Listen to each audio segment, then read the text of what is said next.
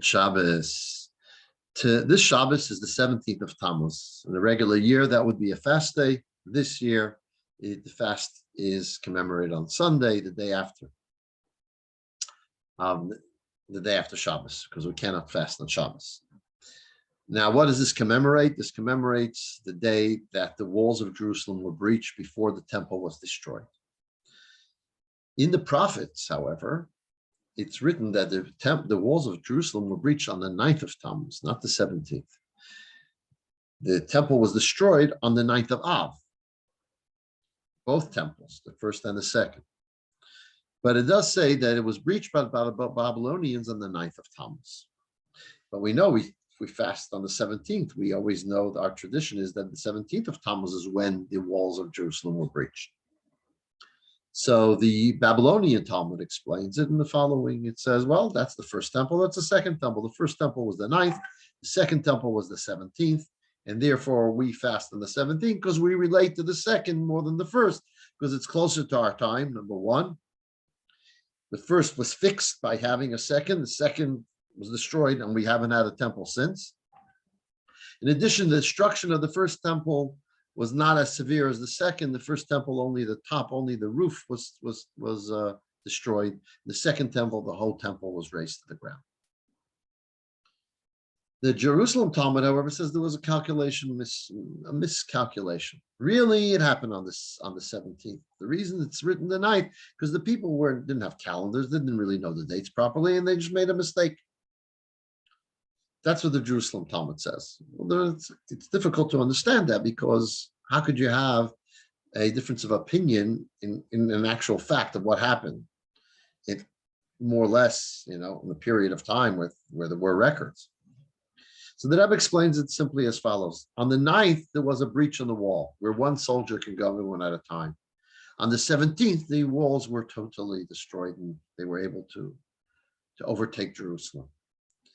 So why do we fast on the 17th? Because after the 9th, there still could have been a way to stop it. We could still have stopped the breaching of the city. Whereas the 17th, the walls came down and the whole armies came into Jerusalem. Why did it happen that way?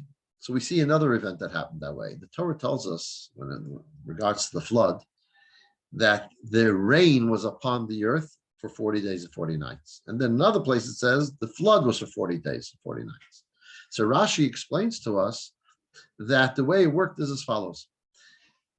At first, Hashem brought rain, and people had an opportunity to return to do tshuva, to change their ways. They would have seen this rain and say, uh-oh, something is coming.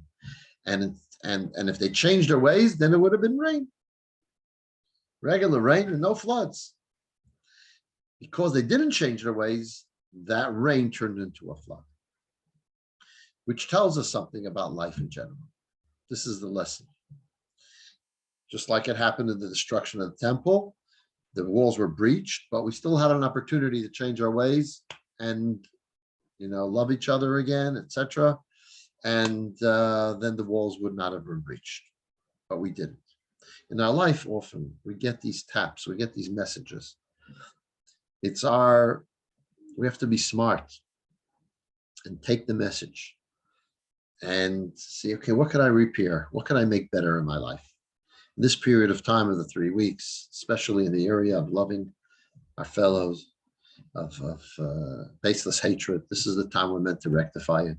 Let's look into our lives and to see, is there anything I can make better in that regard, in that area of our life? And hopefully we withhold something more severe that might come. The famous story of the rabbi who was learning, and it was a flood, and the waters are coming up, and the boat comes by and says, Rabbi, come in, I'll save you. He says, no, God will save me. And another boat comes in, and again, God will save me. And then the water's up to his neck, and he says, God will save. Another third boat comes by and says, God will save me. And unfortunately, he's not saved. He goes up to heaven. He says to God, I don't understand. I'm sitting studying your Torah. How do you not save me? And God says, I sent 3 boats after you. We have to know when the boats are coming for us. When there's a message, when the wall is breached a little bit, to say, okay, got to turn around. It's got to be a change. I got to do something better. That's what this lesson teaches us. And may these days indeed turn around, as the Rambam says, that ultimately these days will be days of joy, will be Yom Tov. When Mashiach will come, we will see how all the terrible things that happened throughout our history actually led us to the ultimate, which is the revelation of godliness on earth with the coming of Mashiach. Good Shabbos.